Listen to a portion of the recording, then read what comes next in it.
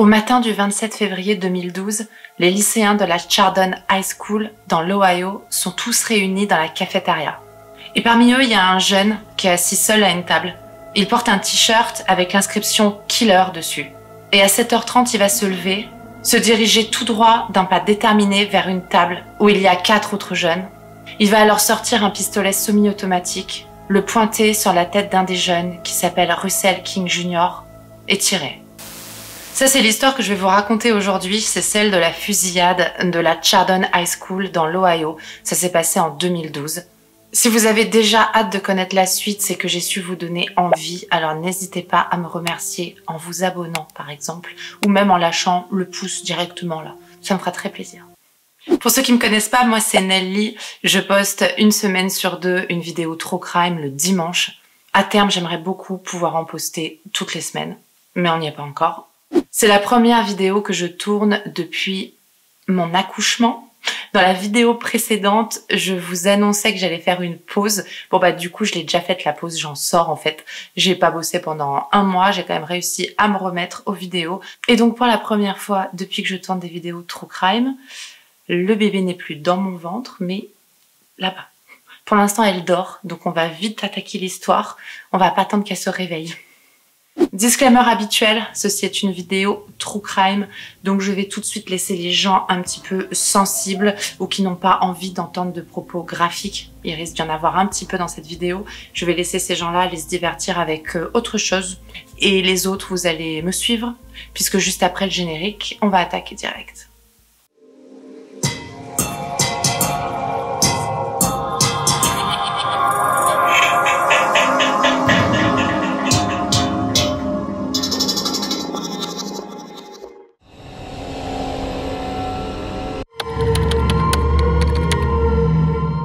Aujourd'hui, nous nous rendons à Chardon.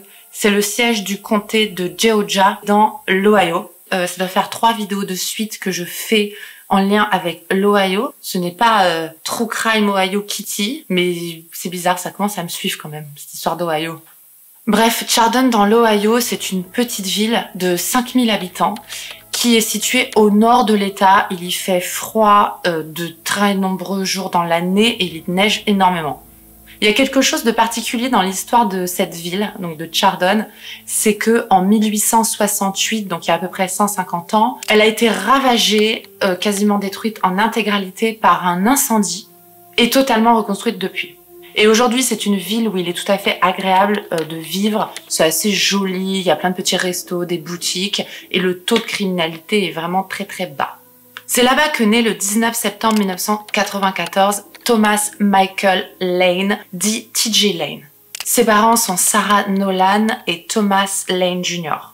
Alors malheureusement, ses parents ont de gros problèmes de consommation d'alcool et de drogue, mais aussi de violence. Ils se tapent assez souvent dessus. Sa mère sera d'ailleurs arrêtée à 2 reprises pour violence conjugale sur son père, alors que TJ n'a que 1 an. Son père sera arrêté pour le même motif, alors que TJ a 3 ans. Et son père sera obligé de s'éloigner de la famille, d'aller vivre ailleurs. On ne sait pas du tout si ses parents étaient également violents avec lui.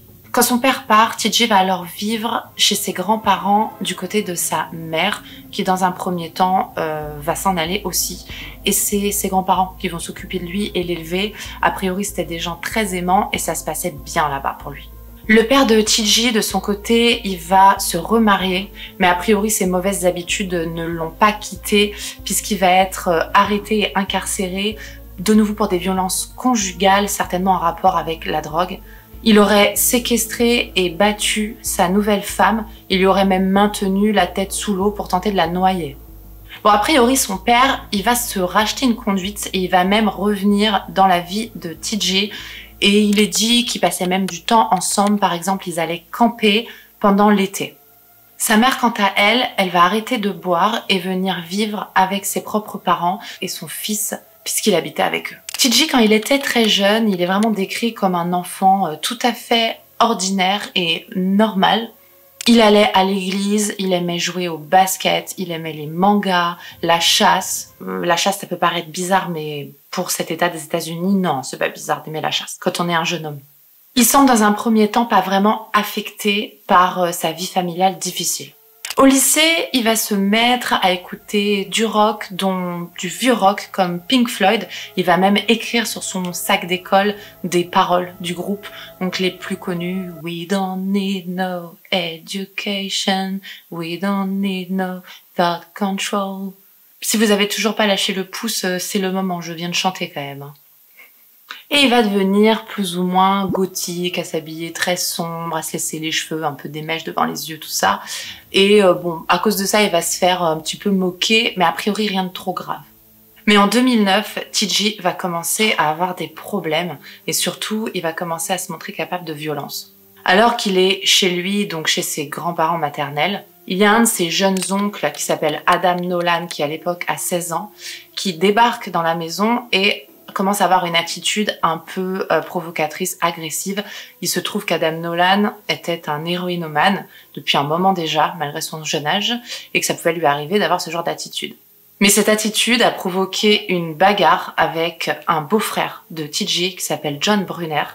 Et TG va se mêler de la bagarre et va se mettre du côté d'Adam Nolan, qui l'adore a priori. Donc il va sauter sur John, son beau-frère, il va le plaquer au sol, il va le maintenir pendant que Adam le passe à tabac.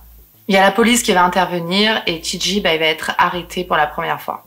La même année, il va frapper et étrangler un camarade de classe. Pour ça, il devra s'acquitter de travaux d'intérêt généraux. Et en 2011, il est arrêté une autre fois pour conduite dangereuse sur la route. Tout ceci aurait pu être considéré comme des signaux d'alerte, des red flags, comme on dit sur YouTube. Mais malgré ça, TG, il est quand même considéré comme un ado tout à fait normal, même si c'est vrai qu'il a un regard souvent triste. Il a l'air triste. Certes, il avait peu d'amis, mais il en avait quand même. Et il avait même une petite amie qui malheureusement finira par le quitter parce qu'il était super jaloux. Est-ce qu'elle l'a quitté pour un autre? On se posera la question plus tard. Globalement, TG c'était un ado qui était calme et réservé, ce qui n'est pas forcément un défaut. Et il y a même pas mal de gens qui ont dit que il était juste gentil en fait. TG fréquente la Chardon High School, le lycée de Chardon donc, qui est situé au nord de la ville. TG se rend tous les matins à la Chardon High School, mais il y va en fait pour prendre un bus qui va l'emmener un petit peu plus loin dans la ville parce qu'il suit un programme spécialisé, celui de la Lake Academy. C'est une école adaptée pour les jeunes en difficulté, soit sur le plan de l'apprentissage, soit au niveau familial. Alors on sait pas trop si TG y était parce qu'il était en difficulté plus au niveau de l'apprentissage ou plus au niveau de la famille, peut-être les deux. Au matin du 27 février 2012, il fait super froid à Chardon, en fait il neige et tous les lycéens de la Chardon High School sont réunis dans la cafétéria pour attendre le début des cours. Certains en profitent pour prendre leur petit déjeuner et d'autres attendent donc un bus, comme je vous disais, soit pour aller à la Lake Academy, que fréquente TG, soit pour aller au Auburn Career Center, qui est une école professionnelle spécialisée dans les sciences informatiques. TG il est assis tout seul à une table et il porte un sweatshirt avec l'inscription Killer en énorme. Un peu plus loin, il y a une table où 4 jeunes garçons sont installés. Il y a Russell King Jr., Daniel Parmentor, Demetrius Huling et Nick Valsack. Ils ont tous entre 16 et 17 ans et ils ont un profil un petit peu différent de celui de TG. Eux, c'est plus des sportifs. Certains jouent dans l'équipe de foot du lycée. Et en tout cas, ils fréquentent tous le Auburn Center, donc l'Institut des sciences informatiques dont je vous ai parlé juste avant. Et ils attendent leur bus pour s'y rendre.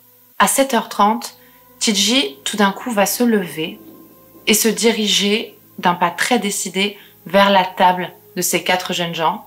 Une fois arrivé à leur hauteur, il va sortir un pistolet semi-automatique, le pointer sur la tête de Russell King Jr. et tirer. Il va ensuite tirer sur Demetrius, Daniel et Nick, puis sur Nate Muller, un autre jeune qui était juste derrière la table, qui s'approchait en fait. TG va alors s'enfuir en courant de la cafétéria et sur son chemin, il va tirer sur une lycéenne de 18 ans qui s'appelle Joy Rickers. À un moment pendant sa fuite, il va cibler quelqu'un de l'équipe enseignante. Il s'appelle Frank Hall. C'est un coach de football. C'est en fait l'assistant coach de l'équipe de foot du lycée de Chardon. Et Frank Hall va faire preuve d'énormément de courage. Au lieu de juste s'enfuir ou se cacher, il va sauter sur TG pour essayer de le maîtriser. Il va pas y arriver, mais il va quand même réussir à le faire sortir de l'établissement, ce qui est déjà pas mal. Il y a un autre membre de l'équipe éducative qui va faire preuve de beaucoup de courage. Il s'appelle Joseph Ritchie, il est prof de maths. Et au moment de l'attaque, il est dans sa classe. Et dès qu'il va entendre les coups de feu, il va se saisir d'un gilet pare-balles. Ça a fait beaucoup de polémiques quand cette information est sortie. Le fait qu'un professeur aux États-Unis ressente le besoin d'avoir un gilet pare-balles à portée de main pour donner cours. Bref, en tout cas, il va s'en saisir et il va mettre sa classe sous lockdown. Il va enfermer tous les élèves dans sa classe. Mais il va quand même rester aux aguets et à un moment donné, il va entendre qu'il se passe quelque chose dans le couloir. Il va prendre le risque d'ouvrir la porte. Il va voir un élève ensanglanté qui a priori s'est fait tirer dessus et il va prendre le risque de sortir dans le couloir pour prendre l'élève et le ramener dans la salle. A priori, il a sauvé une vie en risquant la sienne. TJ en tout aura tiré 10 fois, tuant Russell King Jr., Demetrius Huling et Daniel Parmentor, qui étaient tous les trois assis à la table vers laquelle il s'est dirigé au tout début de l'attaque. Nick Valzak sera très grièvement blessé et restera paralysé à vie.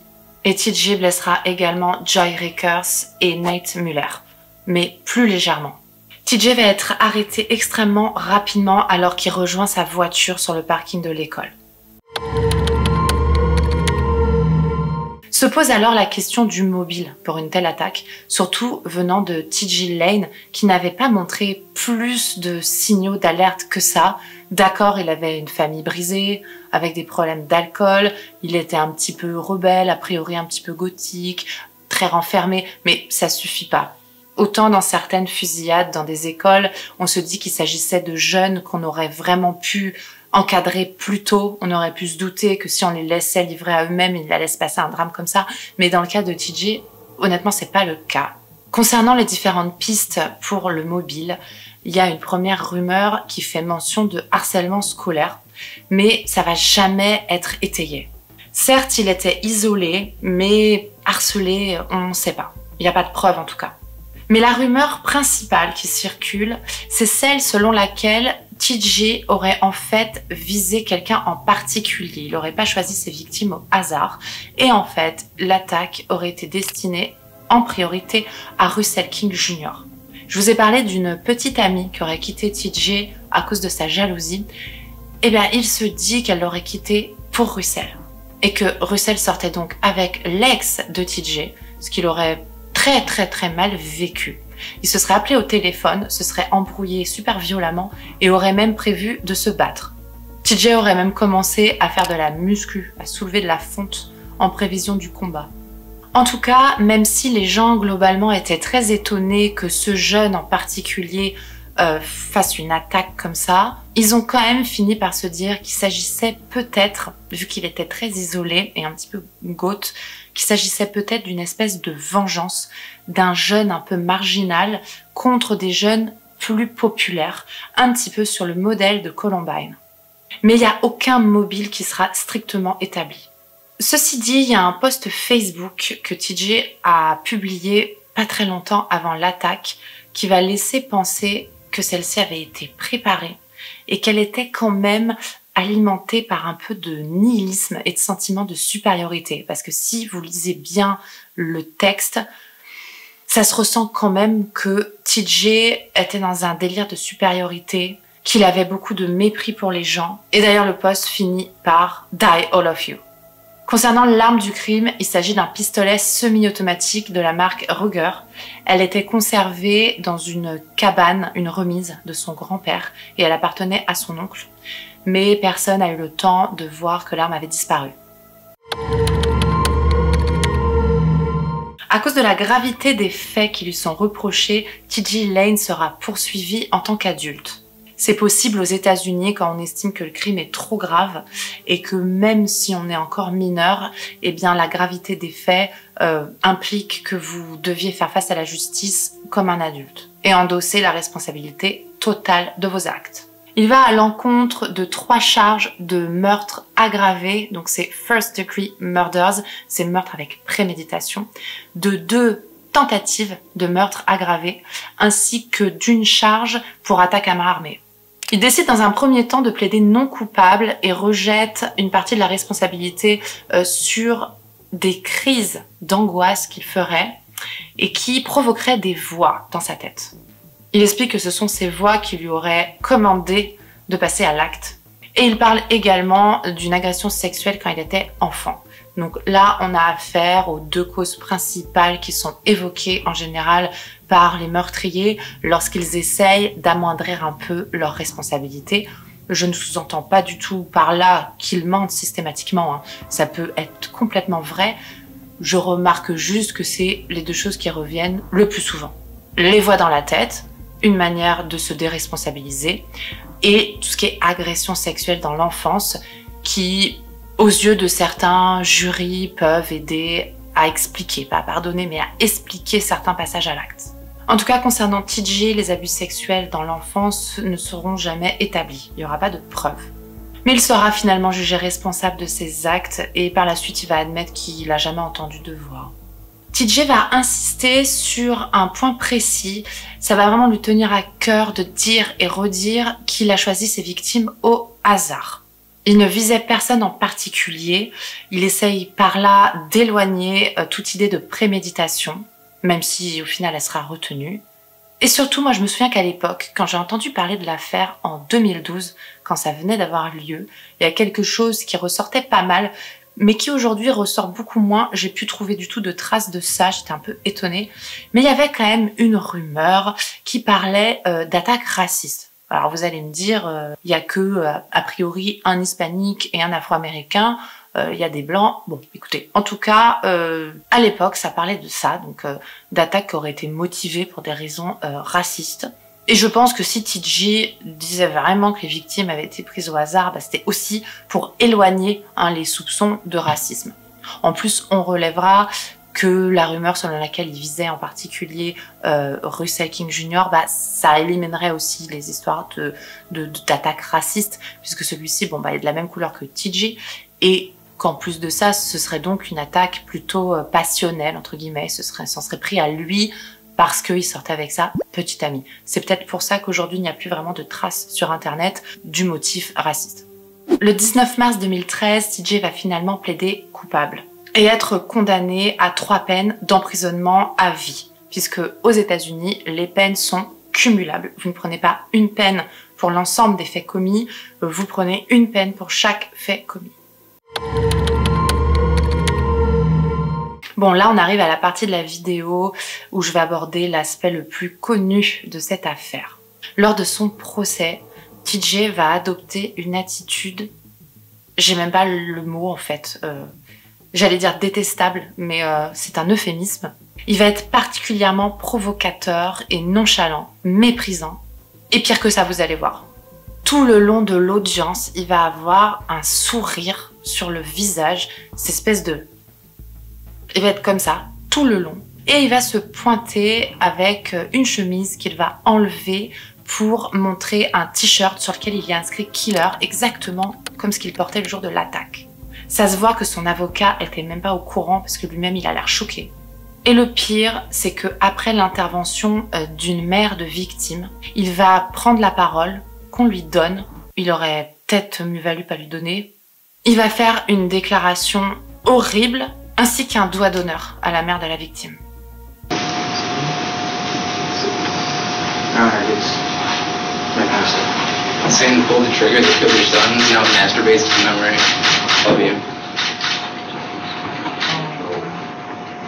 Et les plus observateurs ont remarqué que ce doigt d'honneur figure dans mon générique. Une rumeur circule selon laquelle TJ, en fait, ce jour-là, était particulièrement énervé, triste, enfin il était vraiment dans un état de furie et de rage parce que il venait d'apprendre que son oncle, dont je vous ai parlé en début de vidéo, Adam Nolan, était mort en fait à l'âge de 19 ans suite à sa consommation d'héroïne. Et il l'aimait beaucoup, hein, comme je vous ai dit en début de vidéo, il avait même aidé à tabasser un mec et tout, enfin bon voilà. Et il était très triste à cause de ça. Est-ce que vraiment ça justifie une telle attitude? Laissez-moi douter. Et en 2014, on va de nouveau entendre parler de cette affaire un petit peu à contre-coup, puisque le 11 septembre, alors qu'ils sont en promenade dans la cour de la prison, TJ ainsi que 2 condamnés à la prison à vie vont réussir à s'échapper. Ils vont utiliser une échelle de fortune qui avait été fabriquée dans un atelier de la prison pour escalader le grillage, hein, tout simplement. Une manière extrêmement technologique de s'évader. Dès que cette évasion arrive aux oreilles des médias et donc de la ville de Chardon, il y a le lycée qui va être bouclé, qui va être fermé, puisqu'ils ont très peur que TJ revienne sur les lieux et refasse une attaque. Il y a un des 3 évadés qui va être rattrapé vraiment en très très vite. Il n'aura pas eu le temps d'aller bien loin. Et les 2 autres, dont TJ Lane, vont être rattrapés 6 heures plus tard. Ils se cachaient dans les petits bois qui environnent la prison d'Allen. Il est dit qu'en prison, TJ avait un comportement un petit peu comme celui qu'il a eu au tribunal. Bon, cette fois-ci, il a plus d'excuses. Son oncle n'est pas mort une seconde fois. Il est en permanence extrêmement provocateur. Il est infernal, il urine sur les murs, il refuse de travailler, il refuse de faire quoi que ce soit de constructif en fait. Et a priori, il est très sale, il fait exprès de pas se laver, il refuse de prendre des douches. Et les gardiens vont dire que c'est le détenu le plus puant qu'ils ont jamais connu. En fait, il fait tout pour emmerder son monde, quoi. Et ça marche plutôt bien, il se fait haïr de tout le monde dans la prison. Suite à son évasion, il va être transféré dans une prison de haute sécurité dans laquelle il passera 23 heures par jour dans une toute petite cellule de la taille d'une place de parking et il a seulement 1 heure par jour pour se dégourdir les jambes dans un petit couloir. La ville de Chardon s'est petit à petit remise de cette horrible attaque, mais ça a été quand même super compliqué parce que comme je vous ai dit, c'était une ville super calme, hein, ils s'attendaient vraiment pas à un truc comme ça et c'est toujours très compliqué pour les gens d'accepter que ce genre d'horreur ça puisse arriver à tout le monde, y compris à eux, pas seulement aux autres. Et lorsque ce genre de choses a lieu, il y a plein de victimes collatérales, il n'y a pas seulement les victimes directes. Le coach Hall, qui avait fait preuve de beaucoup de courage pendant l'attaque, a lui créé une fondation avec laquelle il se déplace dans les lycées pour faire de la prévention contre les fusillades dans les écoles. Et en 2014, malheureusement, le père de Russell King Jr. va être retrouvé mort d'une overdose d'héroïne. Dans ces cas-là, on peut forcément se dire que c'est une espèce de suicide par overdose parce qu'il supportait pas d'avoir perdu son fils et c'est super triste quoi. Voilà, un exemple de victime collatérale. J'ai fini de vous relater la fusillade du lycée de Chardon et l'histoire de TJ Lane. J'espère que ça vous a plu. N'hésitez pas à me le dire en commentaire si c'est le cas. J'adore lire vos commentaires et je réponds à tous. Donc profitez que j'ai pas encore beaucoup d'abonnés et que je peux répondre à tout le monde pour m'écrire. Vous n'oubliez pas de lâcher le petit pouce en l'air. Si la vidéo vous a plu, c'est important pour mon référencement parce qu'on essaye de faire grimper la chaîne là, hein, c'est pas facile. Et puis évidemment, si c'est pas encore fait, abonnez-vous. Si vous avez aimé la vidéo, dites-vous qu'il y en aura une comme ça tous les 15 jours et puis peut-être un jour toutes les semaines. J'espère, j'aimerais bien. Je suis super contente d'avoir tourné cette vidéo. Je vous ai dit, c'est la première que je tourne depuis que j'ai mon bébé. J'ai réussi à m'organiser, je pense que vous l'avez à peine entendu. Donc je suis super fière de moi. Et du coup, je vous dis à la semaine prochaine, enfin à dans 15 jours plutôt. Ciao.